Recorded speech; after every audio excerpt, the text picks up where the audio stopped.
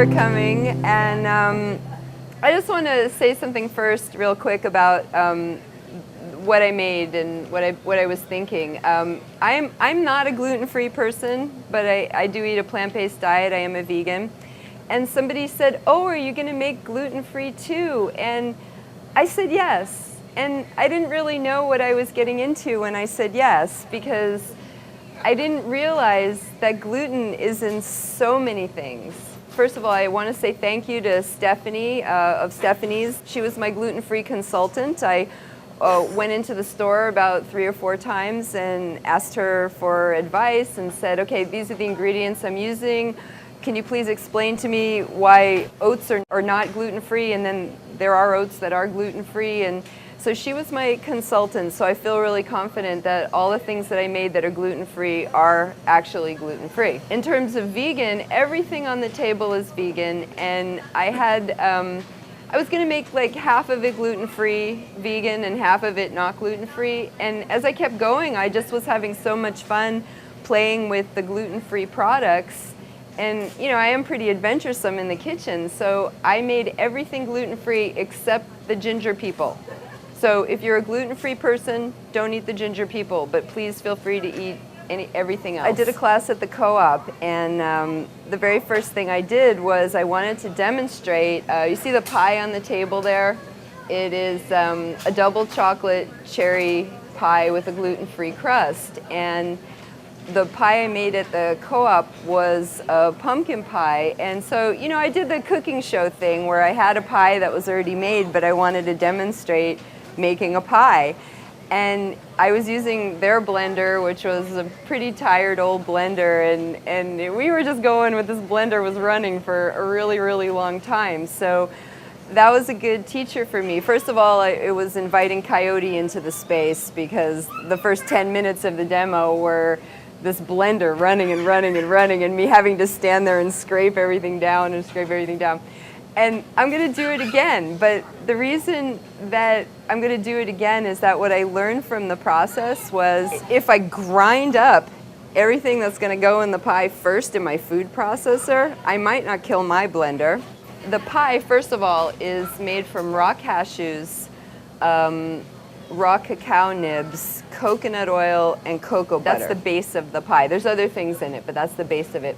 And what I discovered is that if I heated and melted my coconut oil and cocoa butter first, that really sped up the process and it really helped the blender. Because what happens is when the blender is spinning, the motor actually heats the blades. You know, if your things need to be heated in order to integrate, it will totally integrate them just through the heat. So while I would love to have a $500 Vitamix, I don't have a $500 Vitamix, but I do have a lovely Oster blender, and I've been able to make these raw cashew pies with an Oster blender. So I thought I was pretty, you know, okay, that's what I'm going to do, and I'm going to make some chocolate ganache and just show you how easy that is. And then Tara said, well, that's Tara, by the way.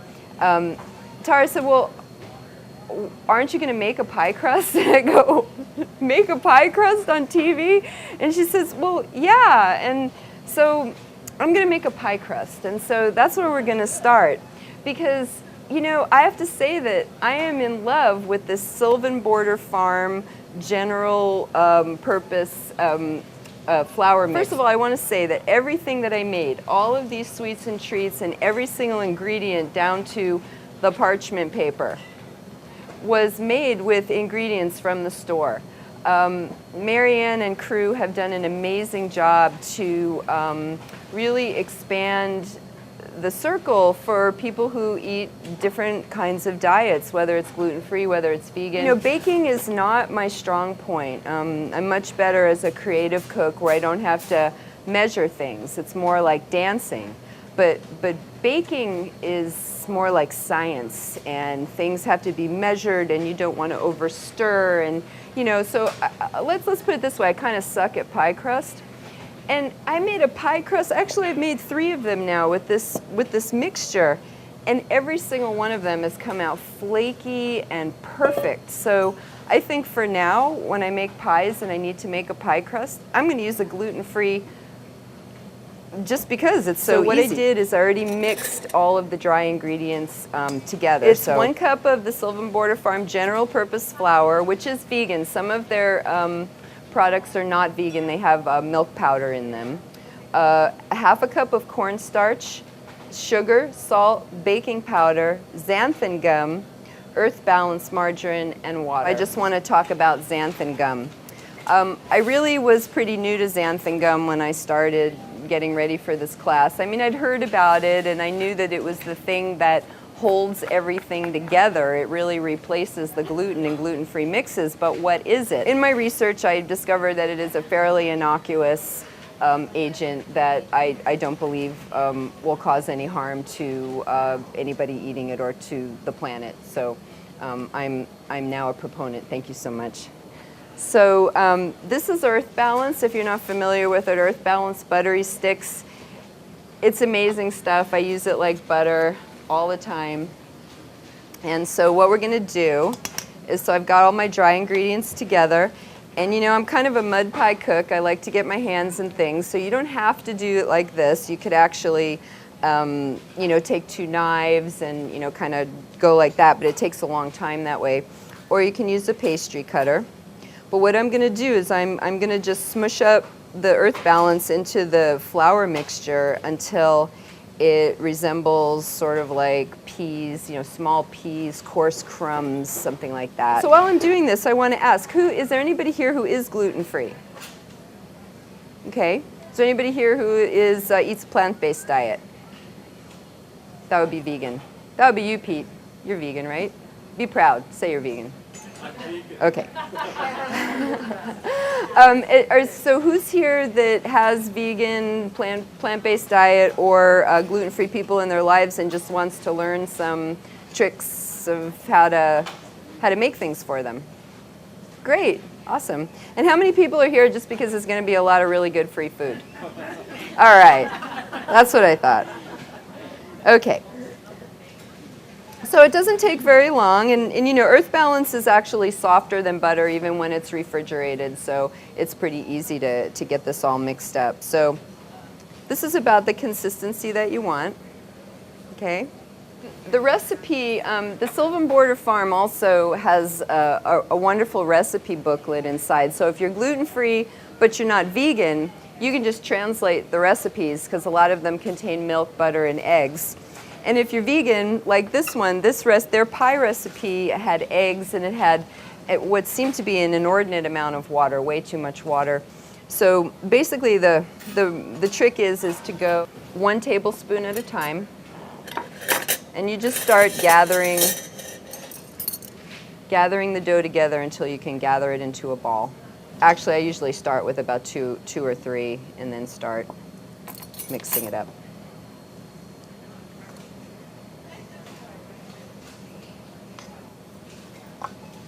And what I discovered is that if you're not going to use an egg, it'll take about 5 tablespoons.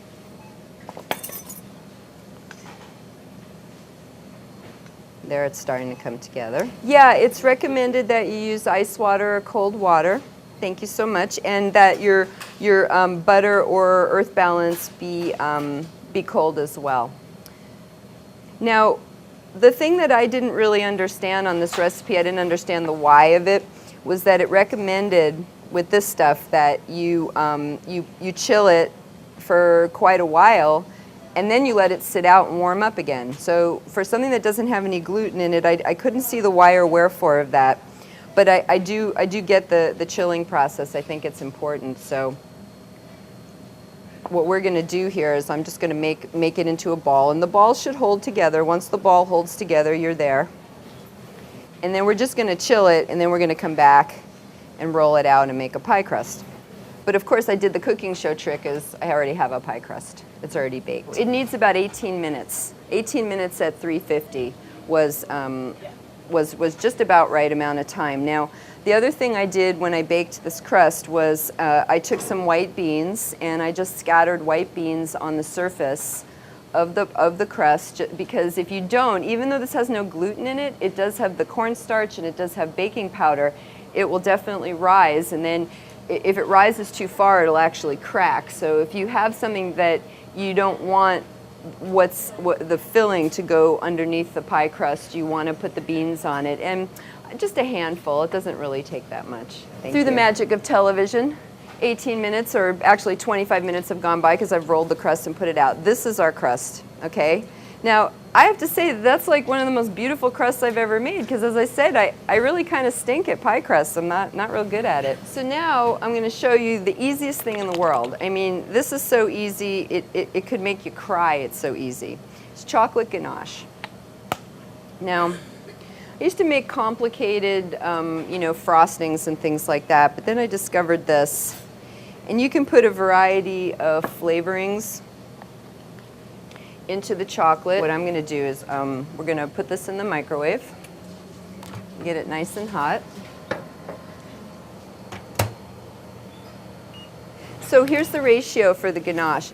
It's 2 ounces of creamer to 4 ounces of chips. I actually like to weigh things rather than measure them, because things that are, you know, different shapes, they will take up, depending on how they land in your measuring cup, they take up different amounts of space. And so I have a little scale. It's called a Scali. It's one of those wonderful little digital scales. I've had it for years. I've never had to change the battery. You can measure in grams, ounces, pounds, and it has a tare feature, so I could actually put my container on it and tare it back to 0 and then measure out my chips. This is as easy as it gets. There's the creamer. There's my whisk. When you're working with something that was solid that you're melting, you got to start slow and give it a chance to incorporate. And then once it does, then you could just get going with it. Another thing I want to say is that I think everything that I made except for the fudge is also soy-free, because a lot of people have soy sensitivities or they have concerns about eating processed soy, and I totally am in line with that. So I love using the coconut creamer because it'll definitely, and I also use rice milk and almond milk instead of soy milk for most of my baking needs where milk is needed. So here we've got this nice and smooth. It took less than a minute. So this is the next step in the pie. You got to have one of these. This is my best friend in the kitchen. So what I'm going to do here is, now you could do this with a spoon if you don't have a brush, especially on the bottom, but it makes it easier to work with the sides.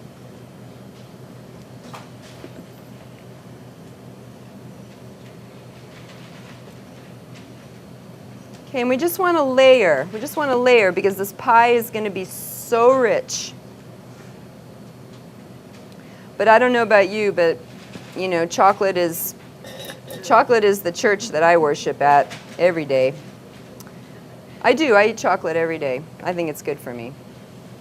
Anybody agree with that? Yes. Yeah? Okay. I saw it there today. It said I have a balanced diet of chocolate in each hand. I have a balanced diet, chocolate in each hand. I like that. I like that. That's good. Now, you can stop here like this, or you can go all the way around the rim. Now, because we are actually this pie won't actually be ready for us to eat. We're going to eat the one that's on the table. We're going to stop here. That's the basis of the pie. And now I'm going to invite Coyote in, and we're going to work with blender here. So we're going to heat that first. Okay, so what we're doing now is we're putting together the innards of the pie. Now, this is definitely the most complicated of all the recipes on the list, so don't get scared. This is it. It gets easy. It's all downhill from here, okay? So, and you know, once you do it, it's like, I've made this pie I think 4 times now, and I don't even look at the recipe anymore because I kind of got the method down. Here's the pacing of it. You can make the crust the day in advance. You can make the ganache in a minute. You can paint your inside of your shell, and then you just stick it in the freezer, and you don't need to take it back out until you're ready to pour the pie filling in it. So that could be done a day in advance. It could be, you don't even need to use the freezer. If you do it a day in advance, you could just cover it and put it in the refrigerator and let the chocolate harden. So what we're doing here is we're melting the coconut oil and the cocoa butter, because that's what's going to go into the blender first, okay? And then what this is 1.5 cups of raw cashews and 1 cup of dried cherries that was soaked for 4 hours. And then what that is about 8 ounces of the soaking water. So now I need you all to pull from my blender because my blender was starting to complain yesterday.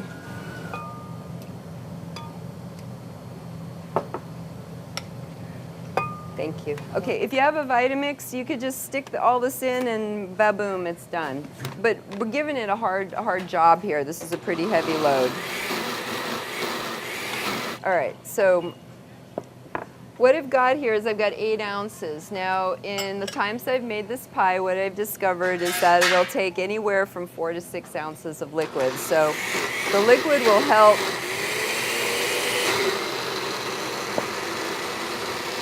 So as you can see, it's starting to integrate down in the bottom, but we still got a long way to go. What I did is I used the food processor to chop up the chocolate, the nibs and the cashews and the cherries. But the reason that the blender works is that everything funnels down to the blade. There's no escaping the blade, whereas the food processor is straight up and down. So it's good for grinding things, but it's not so good for making them smooth.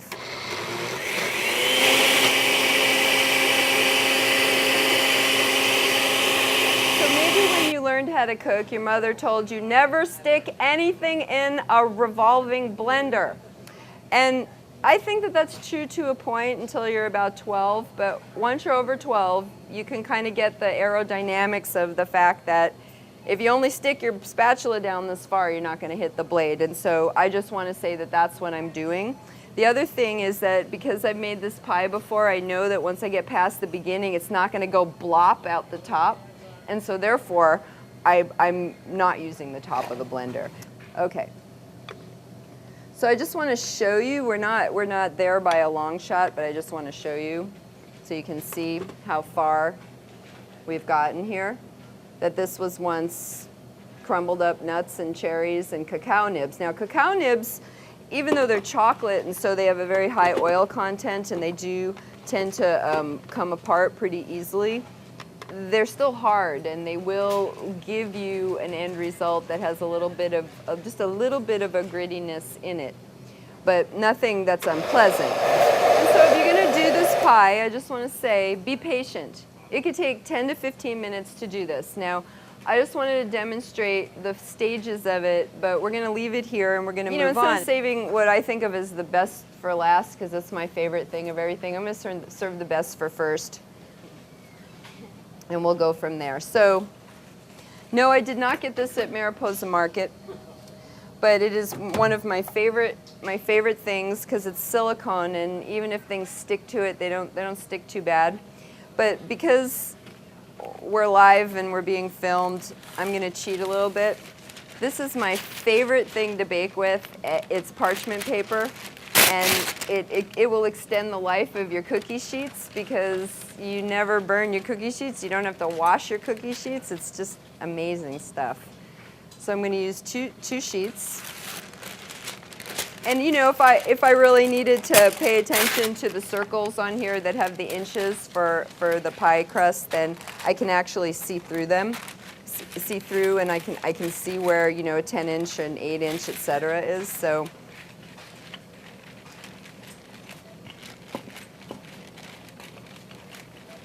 I'm either going to thank my wife or I'm never going to forgive her for talking me into making a pie crust on TV. But look, so far, this is the thing, is like when I've made, you know, how many pie crusts in my life, I don't even know, but plenty, and most of the time they come out tough, and I feel like, how could I be such a good cook, but I can't make a pie crust? But I think that this is giving me a new confidence, this Sylvan Border Farm gluten-free baking mix. Now, I want to talk about the Sylvan Farm. Maybe you have another gluten-free brand that you like better. I know a lot of people like Pamela's. I haven't found any Pamela's that are vegan, so I don't use Pamela's. But I also tried another brand called Namaste, which they sell here in the store. And Namaste already has the xanthan gum and baking soda in it. Now, I found that to be challenging because I didn't know how much xanthan gum and baking soda, so I tried making a pie crust with it, and I tried making biscuits with it. It was the pie crust biscuit mix. And I found that there's a heck of a lot of baking soda in it because you could taste it.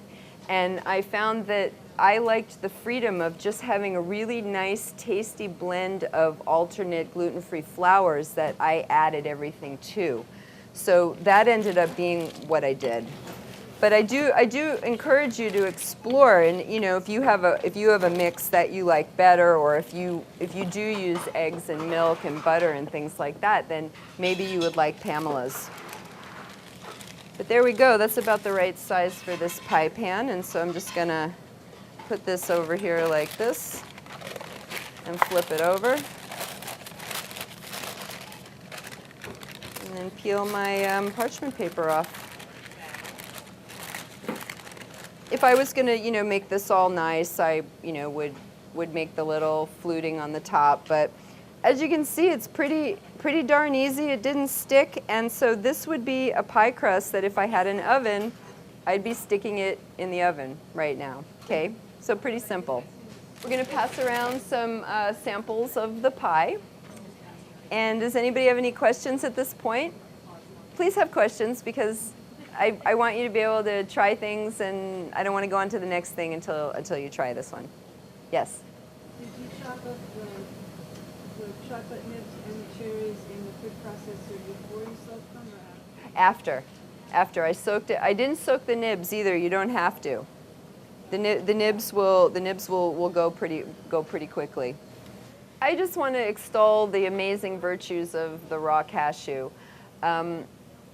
I have discovered so many ways to make cashews into things that a lot of it ends up being cheese-like. I just recently found a recipe that was a cup of raw cashews, a half a cup of water, unsoaked, and either a package of yogurt starter or one acidophilus capsule.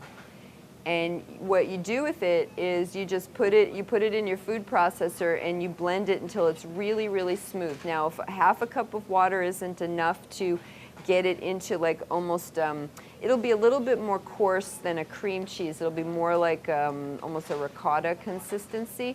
Then just add a little bit of water, a tablespoon at a time, and you blend it up, and then you put it in cheesecloth in a strainer over a bowl, and you let it sit out on the counter for a day to a day and a half. So I've let it sit out 24 hours, and I've let it sit out 48 hours. I've made this twice now. And then it actually acts like cream cheese and sour cream. And I made some spicy black bean soup, and it was really hot, and I wanted to cool it down. And so a spoonful of that, it melts into the soup, and it just disappears. And so that's what I love about using the cashews, because they have such a high fat content that you can do so many things with them. I've made ricotta, I make coleslaw dressing, make salad dressing with them, and so it's a good thing that they're good for you. Because I ate a lot of cashews, so yeah. Thank you. Basically what's in there, besides what we put in the blender, I forgot to put one thing in the blender, was the agave. There's no sugar in here, except for the ganache the chips have sugar in them, but the sweetening of the pie filling is agave syrup, which you can buy here in containers, and for the last little while, it's been in bulk as well. And there's a whole lot of different grades of agave. If you want to do raw, then you got to look for raw on the label. But I just kind of have an affection for the Madhava, and this is the brand that I usually use. I like it because it doesn't have a strong taste to it. It's sweet without having a strong taste, so that's the one that I like. So dairy replacers is pretty much a no-brainer. There's a plethora of different kinds of nut and seed milks that you can use. My favorite things to use is, if I don't want to add sugar to something, I like the Pacific almond milk, because there's a plain one, there's an unsweetened one, and there's a plain one, and even the plain one it only has like a couple of grams of sugar, and it's about 60 calories a cup. So, you know, you're not adding a lot of sugar and fat to whatever it is that you're making. So, as I said before, I use Earth Balance when butter is called for. But, you know, quite frankly, canola oil will work really well. And you'll see the cookies that I made, the cookies and the cupcakes had no butter in them. I just used canola oil for them, and everything came out really, really nicely. So, is everybody doing okay? You ready for your next treat? Okay. I decided that I wanted to make another cookie besides the ginger cookie, and so I was looking for a recipe. I was thinking, well, it's still sort of pumpkin season, and I love the warming spices of pumpkin pie, so I decided that I would look for a pumpkin recipe. So I found this recipe. It is a gluten-free recipe, but the recipe that I found was not gluten-free. The recipe I found had regular flour in it. And so I just kind of looked at the ratios on the Sylvan Border Farm. There was a cookie recipe in the package, and I looked on there to see what the ratios were of xanthan gum, baking soda, and the flour mixture versus this. And I just overlaid the one over the other, made a really nice cookie, and that's what you're going to get to taste now. Back to dairy replacing. Follow your heart and Tofutti make a non-hydrogenated cream cheese substitute. Now, I made some fudge, and that's what I used. I made this fudge last year, and the first time I made it, I think I used the Tofutti, and this year I used the Follow Your Heart because it just has a nicer taste to me. I have to say it's the less of a beanie taste. That I find the Tofutti has kind of a beanie taste, but I also believe that you can cover just about anything with chocolate. Just use enough chocolate and you can cover up anything. So I made the fudge, which is the one thing that I did not make soy-free because it has a Follow Your Heart vegan gourmet cream cheese substitute in it. And then, as I said before, the So Delicious coconut creamer is the perfect substitute for cream, or half and half. And if you don't mind soy, you could use the Wildwood soy creamer or the Silk soy creamer as well. Sometimes, especially this time of year, if you want to do some baking and you want some more seasonal flavor, Silk makes the Silk Nog. And they also make a pumpkin spice, and they make a chocolate mint, which can also substitute for a richer liquid in whatever it is that you're baking. How to get rid of the eggs. Here's some info on replacements that I have tried. Let me talk about cake for a minute. I have a cake recipe that gets requested all the time, and it's very similar to this one. This one happens to be gluten-free, and it happens to be much higher fat recipe, but I make, I call it chocolate vegan mud pie. And it gets requested all the time. I teach drum class, and we have a ritual that when it's somebody's birthday, we have a cake, and everybody asks for this cake, so they must like it, so I make it over and over. And the riser that I use is quite simply a tablespoon of cider vinegar in the liquid. Now, in the cupcakes, the liquid was a combination of soy creamer and almond milk. In the mud pie, it's just vinegar into the water. And then what happens if you were to look side by side a traditional egg-based cake recipe versus a vegan recipe, you see that the baking soda and baking powder, one or the other or both, there's usually more in the recipe than in a non-vegan recipe. But I find that the baking soda and vinegar will give you a rise that is perfectly, you get a nice rise out of a cake. You fill up your cake pan the same amount. As you see with those cupcakes, not only are those vegan, so they were baking soda and vinegar, but they're also gluten-free, so you're not getting the rise from the wheat flour. You're not getting the rise from eggs because there's no wheat and no eggs in them. But you'll see they're dense and moist because I used pear sauce to replace most of the oil. But they also had a nice rise to them. So I, filled up my cupcake tins about a little bit more than 3/4, and by the time they were done, they were up over the top and they domed. If they don't dome, then they're not rising, okay? Because the dome means that it rises. It doesn't make a dome when you put it in wet before you bake it. So I think the vinegar baking soda trick works really well for cakes. Now, flaxseed. 1 tablespoon of flaxseed and 3 tablespoons of water is a replacement for 1 egg. And what you do is you grind your flax seeds. Now, the essential fatty acids, flax seeds are so good for you, and the essential fatty acids get lost when you buy ground flax meal.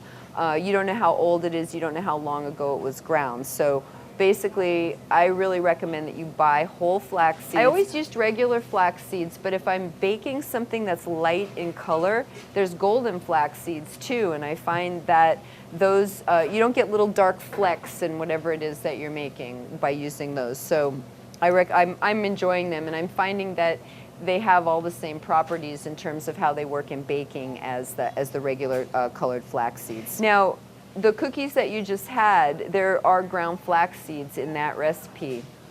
And what I found that it did is it as she says in the recipe, it gives it a chewier texture than you would have had if you had left them out. Now, I did not make 1 batch without and 1 batch with, so I don't have anything to compare it to, but there you have it. I would say that your flax seeds are going to be the thing that are going to be your go-to, or your vinegar and liquid. Now, another egg replacer that works really well to add moistness to your baked goods is mashed bananas, applesauce, and we're fortunate enough to have these 2 wonderful Bartlett pear trees that just give us so many pears, and we can pears and we make pear sauce. Now, I happen to like using pear sauce more than applesauce because apples have a bit of a sharpness to them. They have a little bit more acid than the pears, and so the pears are mellower and sweeter, and the flavor of them sort of disappears into whatever it is I'm baking, whereas apples, if you're making something that's not chocolate, you can end up getting, just a little bit more of an apple taste to it. So I think it's time for the cupcakes. Bananas, how to use it. Half a banana blended until smooth or mashed well equals 1 egg. Bananas work the best in quick breads, muffins, cakes, and pancakes. And make sure your bananas are nice and ripe and starting to go brown, because that's where you're going to get the most sugar out of them and the least amount of that green banana taste, and they'll be easier to work with. So soy, rice, or coconut yogurt, another egg replacement. Lose the milk. This is a no-brainer. Use soy, rice, almond milk, or any non-dairy milk. Now, what if the recipe has buttermilk? That's where your vinegar or lemon juice comes in. You can just take, like say a recipe has a cup, it's usually a tablespoon of vinegar to a cup and a half of whatever your milk is that you're using. And you do that when you first start the baking process. You put in your vinegar, and then you let it curdle. You let the milk curdle. So when I made the cupcakes today, I had some coconut creamer, some almond milk, and then I put in the vinegar, and it totally curdled. As soon as the vinegar hit it, wham. Sometimes you can't see it, but it's good to put it in and mix it up a little bit and let it sit for at least a few minutes, and that'll give you the buttermilk, and so that would work well in biscuits and things like that. Another thing to do, like to replace the butter, is using the sauces, the mashed bananas, applesauce, pear sauce, whatever, because that way, my little trick with baking is that I find a lot of recipes I make call for 1/3 of a cup of oil.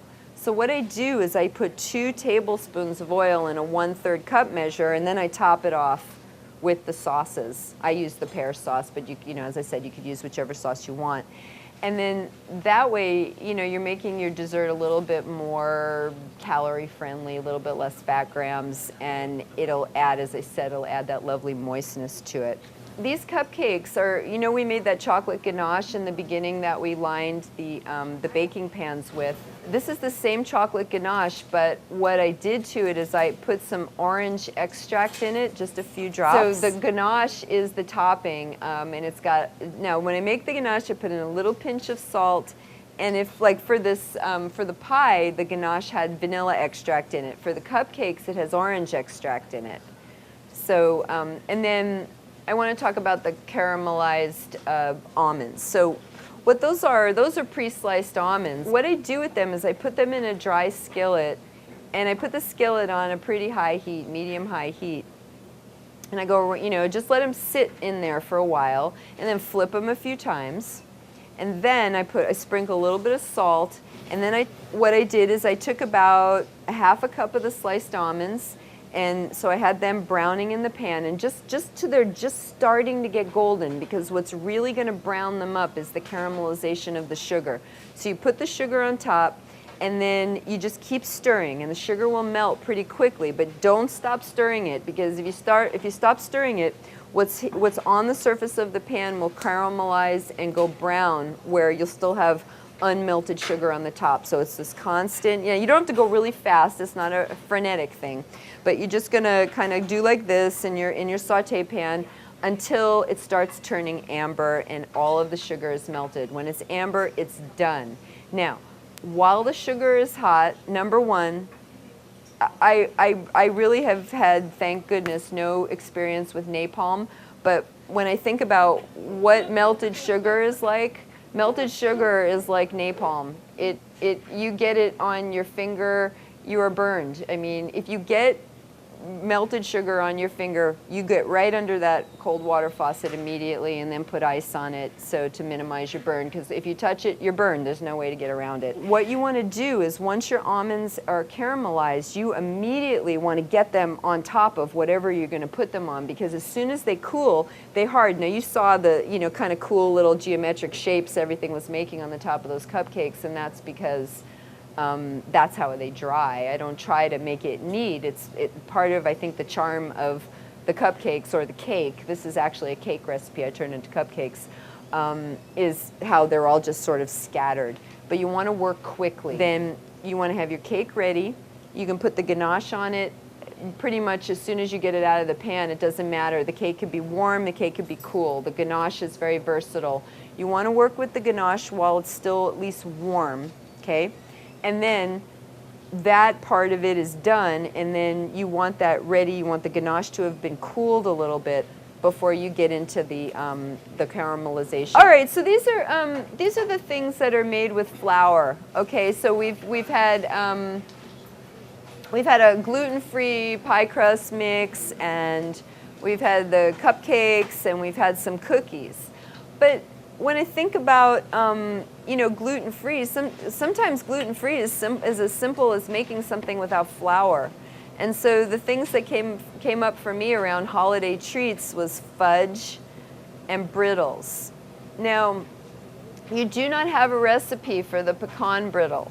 You have a recipe for peanut brittle. The reason I didn't print a recipe for the pecan brittle is really simple. It's the exact same recipe. It's covered with the chocolate ganache after it's been cooled, and there's pecans substituted for peanuts, and the only other substitution is that I started when I measured out the corn syrup. I put in a tablespoon and a half of maple syrup first, and then finished measuring with the corn syrup. So there's a little bit of maple syrup. So again, when you're making brittle is probably one of the more dangerous things to make. It's one of the things that you really need a candy thermometer. Now you can do it without a candy thermometer, you can. You cook the sugar until it's at what's called the hardball state.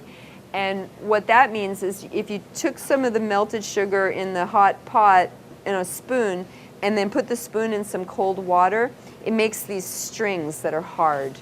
That's considered a hardball state. Now, I just want you to know, I just learned all this because I'd never made brittles before. But I wanted to. I looked at the recipe and I go, well, how hard could this be? It seems so easy. So I made it. So the brittles are made by heating sugar and a little bit of water and the corn syrup, and in the case of the pecan brittle, a little maple syrup, in a pan.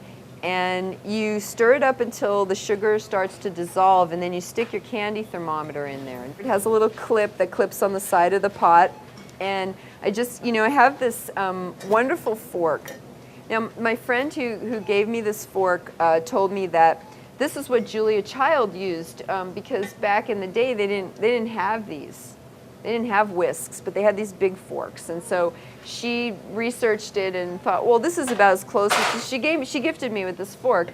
And so I prefer using this to the whisk because it's easier to clean. The whisk, once you get all that hardened, hardened sugar on there, is really hard to clean. So what I do is I stand there with my pan and I just kind of go back and forth and I watch the temperature. Now on your recipes, it says 300 degrees. What I found was when I tried to go to 300 degrees, I burned my sugar. So what I decided, I made a decree on the recipe. Look at the color. If once it starts going amber, it's on its way to burning. Amber is where you stop when you get into that a dark amber. So it's not going to be light colored like this. Light colored like this is what it looks like while it's melting. My thermometer says 275 degrees. That was the beginning of the hardball stage. Took that sucker off the heat immediately. Now, as soon as you turn it off, again, this is where you have to be ready to go and you have to work fast. You're going to throw in your earth balance with your butter substitute, okay, and you're going to whip it around really fast to melt it. And you're going to be careful because there's water in the earth balance, just like there's water in butter. And once that water hits that hot sugar, it's going to start bubbling, okay? But that's not the coolest part. The coolest part is once you get that done, you got your teaspoon of baking soda. And I actually would fill the spoon and have it just sitting there like this. So I'm ready to go. As soon as the earth balance was done, I take my thing and throw it in and whip it up. And then it foams. And so you got to make sure that your pan's going to be big enough so that you're not going to make a mess on your stove. And then as soon as you have that baking soda all integrated, it goes immediately into a greased cookie sheet or onto a sheet of parchment paper on a cookie sheet. And then I would take my fork and another fork and just go like this, just spread it out. You've only got a few seconds to work with it. That's it. You get like 20 seconds and then it cools off too much and there you are. So you want it to be, a thickness that people aren't going to break their teeth. And so to my sense of what was appropriate, I went about, what would you say that is? That's about a quarter inch. It's about a quarter inch thick. And then you just leave it alone. You're going to start fussing with it. It's not going to be nice and smooth looking. You leave it alone, it'll cool, it'll smooth out. Like when you start to pull it apart, it'll get all weird looking like a really bad road surface, like a real bad dirt road surface. Don't worry about it. Just spread it out and it'll calm down and everything will just smooth out and you'll end up with that. But be careful, okay? Because, sugar's dangerous. Okay, so I don't want to do this last because this was the thing that I brought it because I don't want you to think like I'm perfect or anything, because I'm not. But this is the fudge, and I have to say that while it tastes good, the texture didn't come out completely right. It's a little bit on the soft side. But just because I made it and I had this huge pan of it and it does taste good, I'm going to have Tara serve you some fudge. After the brittle is cool, because that's what I did with the pecan brittle, I took my brush and I just brushed the ganache on the top. It's just a thin layer. And so while it's still whole, I brushed the chocolate on it and then put it in the refrigerator to let the ganache set up. And once the ganache on top is completely cool, then it just breaks. I mean, all you got to do is pick it up and I really encourage you to experiment because, I think we learn things from our moms and our grandmas and, we take our traditions into the now and then we give them to our children. And what I've noticed as someone, I'm 50 now, so, most of the people that I know are at least as old as me, if not up to 25 years older, 30 years older than me. And I find that our digestions tend to get a little dicier as we get older. We get more sensitive, we get food sensitivities. And so it's an opportunity to expand that box. My whole thing about eating a plant-based diet and wanting to do these cooking classes and do a cooking show is really about wanting to show people how delicious vegan food is. I'm not interested in, if someone wants to talk to me about the politics of it, I'll talk to them about it, but that's not where I'm coming from. I want to feed you. I want to feed you and I want you to go yeah, this is good. This is good, you know. And you know, as long as the trucks keep coming up the road and I can get my coconut and my chocolate and, you know, and stuff like that, I'm going to keep eating coconut and chocolate. The last thing that we're going to pass around, these are not gluten-free. So if you are a gluten-free person, you don't want to eat these. But these are ginger people. And so I want to just talk quickly about the icing. The icing is now, anybody who's traditional baker would know about royal icing, and royal icing is made with egg whites. And I think that one of the greatest gifts to vegan baking was figuring out how to make royal icing without eggs in it. And it's really, really simple. And I just want to talk about the powdered sugar. You know, if you buy like commercial powdered sugar, it's cornstarch. But the powdered sugar here by Wholesome Sweeteners is actually tapioca starch. So, you know, if you're corn sensitive or you want to, you know, you don't want to be having non-organic corn because it's GMO probably, the Wholesome Sweetener brand is made with tapioca starch, which does all the same things that cornstarch does. So it's a cup of that, and then so you have this big cup of powdered sugar, and then 2 to 3 teaspoons of a nut milk or a seed milk. So I used rice milk for mine. If you try to whip it with a whisk, everything will get stuck inside. So that this isn't the best tool, but you want it to be really smooth. So herein comes this lovely fork. So you just whip it up, whip it up, whip it up until it's really smooth. You get all the lumps out. And then you put in 2 teaspoons of corn syrup and any flavoring that you want to put in it. I put a couple of drops of ginger juice just to kind of be complementary with the cookies, because Tara told me they didn't have enough ginger in them, so I figured, okay, well, I'll put a little ginger in the icing. So the lemon is probably the top flavor, but underneath that, if you were to just like kind of let it melt in your mouth, you would taste a little ginger. And then I take my fork and I whip it around until it's really glossy. It'll get like a sheen, it'll be shiny.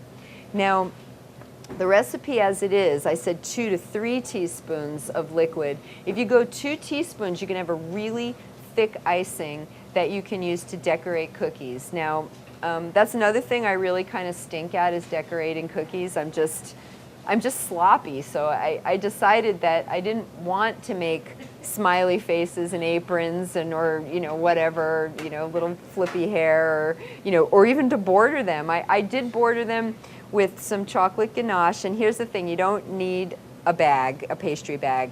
You take a Ziploc bag, you put your icing in the bag, you seal the bag, get as much air out as you can, and then with a really sharp pair of scissors, you cut the most infinitesimal amount off the corner of that bag. Now, if you cut off too much, it's gonna come splooging out, and you don't want that. So you wanna make this teeny little cut, and then you can draw on things, you can write with it, and it's like, why buy a pastry bag if you could use a Ziploc baggie? It's just made sense to me.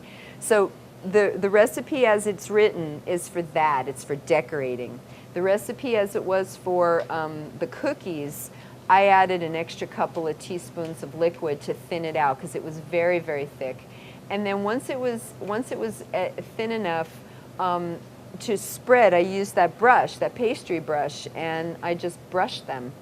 And then it took them maybe an hour to harden. I didn't need to refrigerate them, I just left them out. So I hope you enjoyed everything, and thank you all so much for coming. Yeah.